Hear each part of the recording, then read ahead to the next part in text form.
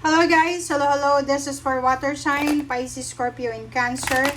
Welcome dito sa aking channel, Kapalaran 888. Welcome guys. Let's check sa weekend reading to guys. So, titingnan natin. Ano ba yung weekend reading para sa inyong lahat? This is Saturday, Sunday. Tingnan natin para sa mga water sign, Pisces, Scorpio, and Cancer. Ano ba ang issue mo? Ano ba yung focus mo sa dalawang araw na ito? Weekend reading tayo. Okay, water sign, Pisces, Scorpio, and Cancer. Water sign, Pisces, Scorpio, and Cancer. Walang gustong lumabas guys. Nagtatago siya. Ayaw ipaalam sa'yo.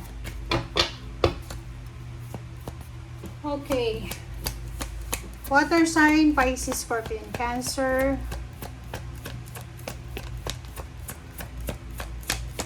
Wala. One more. Okay, wala.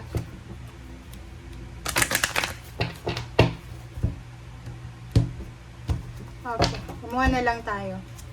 Okay, official person. And sa ilalim mo dito is great fortune. Okay, water sign, Pisces, Scorpio, and Cancer. Nakikita ko sa'yo dito na posibleng sa dalawang araw na ito ay officially posibleng manalo ka. So, there's kung halimbawa may kaso ka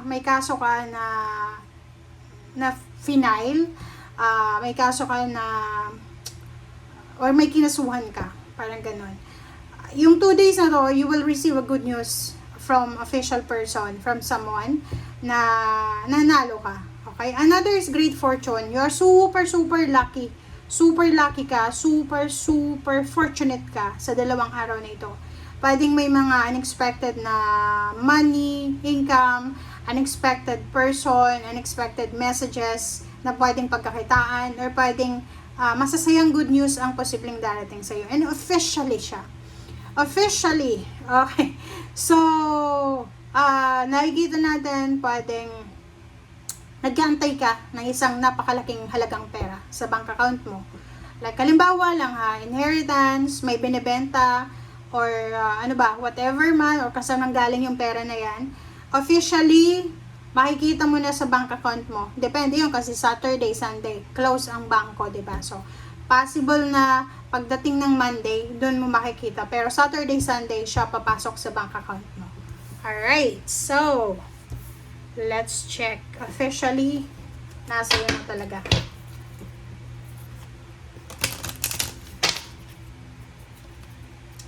Okay. Water sign, Pisces, Scorpio, and Cancer.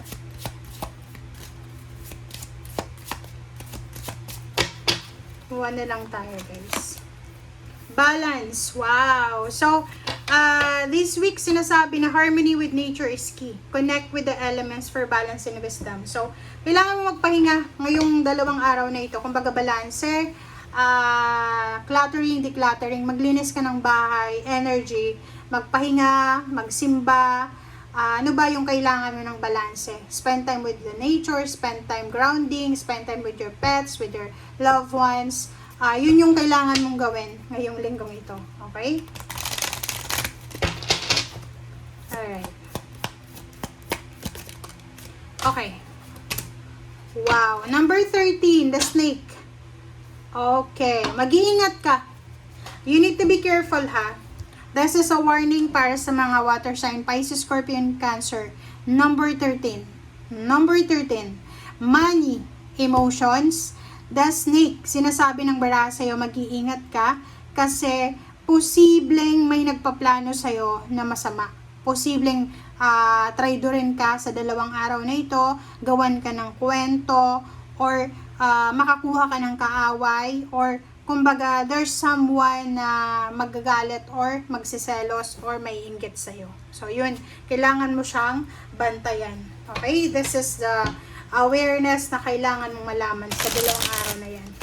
Kumbaga, huwag kang magtitiwala agad-agad. Huwag kang magtitiwala sa pera, relationship. Kaya nga doon sa mga may makukuha kayo, may malaking halagang pera na papasok sa bank account nyo, huwag niyong ipagkwento kasi baka nakawin yan or baka gawan kayo ng masama.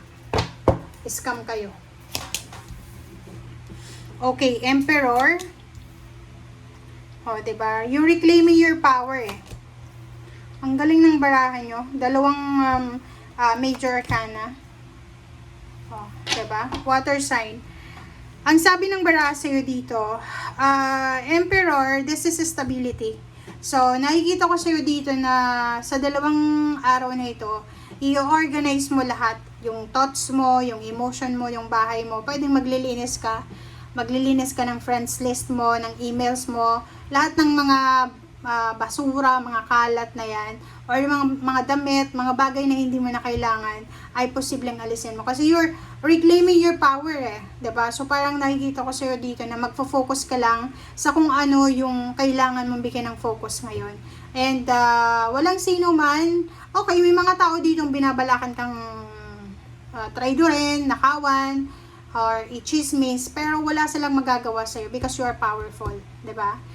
Sabi ng baraha sa iyo dito na napakalakas mo, hindi nila matitibag yung power mo, yung pagiging emperor mo. Sabi ng Earth, nakikita ko sa iyo dito pwedeng, yun nga, you're waiting for money, kaya nga sabi ko sa iyo kanina, yung pera pwedeng dumating Saturday, Sunday, and pwedeng mag-a-appear yan sa bank account mo, Monday na.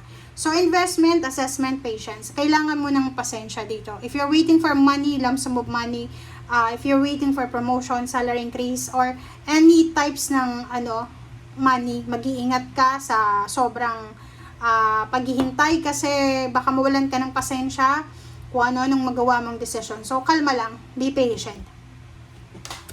Another is magician. So, lahat ng klase ng manifestation, yun nga, empowerment, sinasabi ng baraha. So, yun.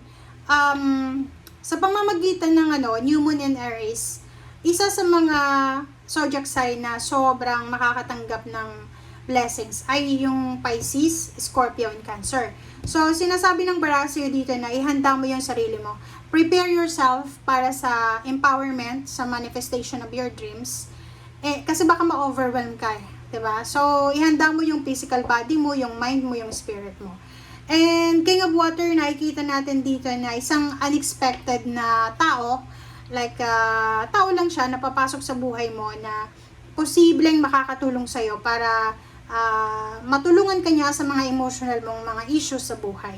Okay? Pwede siyang counselor, psychiatrist, psychologist, or whatever man na pwede niyang matulungan yung mga emotional problems mo. Okay? So, let's check. Queen of Earth. Four of Air. Okay. Itong dalawang to, air signs energy. Page of Fire and Five of Water. Okay, guys. So, kung makikita mo dito, sinasabi ng baraha sa'yo na financially, okay? Financially, especially yung Pisces tsaka Scorpio. Financially, wala ka namang masyadong issue. Nakikita ko sa'yo dito na financially you are free. Wala ka namang inaalala na like kailangan mo ng pera this weekend or whatever. Or halimbawa na demote ka, pwedeng ibalik ka sa posisyon mo. Or posibleng hindi ka nagtrabaho for several months and these 2 weeks or these 2 days ay posibleng overworking ka or workaholic ka. Doon sa mga Pisces, Scorpion, Cancer na you're waiting for a lump sum of money, you're waiting for the result, financial result, or payments, payouts, whatever man na financial siya, magpahinga kayo. Okay, these 2 days, Saturday, Sunday, huwag kayong masyadong mag-isip sa pera. Okay, this is the time to rest, spend time with your family, mag-rest kayo. Okay?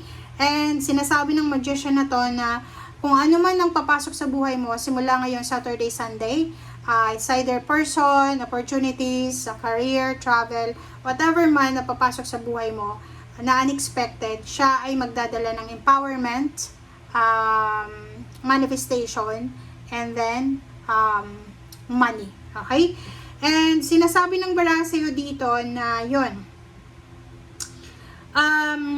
if you are dealing with someone, single ka ba? Kung single ka na water sign, Pisces, Scorpion, Cancer, or may asawa ka, tapos mayroong nagkakagusto sa'yo, sinasabi ng barahan na these 2 days na to, mag-iingat ka sa pakikipag-deal dyan sa nagkakagusto sa'yo. Kasi baka magsisi ka sa bandang huli. Ano yung ibig sabihin yan? Kung may asawa ka, may kalibin ka, may boyfriend, girlfriend ka, pag alam mo na bawal yung relationship na yan, na pumapasok sa'yo, ignore mo na siya, i-reject mo na agad-agad. Kasi baka magsisi ka sa bandang huli. Okay? Thank you guys. Bye!